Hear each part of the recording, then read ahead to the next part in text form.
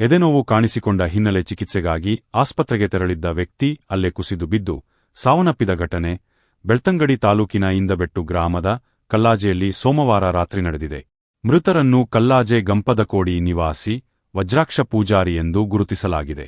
ಆರೋಗ್ಯವಾಗಿದ್ದ Vajraksha Poojary ದಿನನಿತ್ಯದಂತೆ ಸೋಮವಾರವೂ rubber tapping ಕೆಲಸಕ್ಕೆ ಹೋಗಿ ಸಂಜೆ ಮನೆಗೆ ಬಂದಿದ್ದರು. ರಾತ್ರಿ ವೇಳೆ ಎದೆನೋವು ಕಾಣಿಸಿದ ಹಿನ್ನೆಲೆಯಲ್ಲಿ ತನ್ನ ಸ್ಕೂಟರ್ನಲ್ಲಿ ಉಜಿರೆ ಖಾಸಗಿ ಆಸ್ಪತ್ರೆಗೆ ಹೋಗಿ ಚಿಕಿತ್ಸೆ ಮುಂದಾಗಿದ್ದಾರೆ. ಈ ವೇಳೆ ಏಕಾಏಕಿ ಕುಸಿದು ಬಿದ್ದಿದ್ದು ಸ್ಥಳದಲ್ಲಿಯೇ ಸಾವನ್ನಪ್ಪಿದ್ದಾರೆ.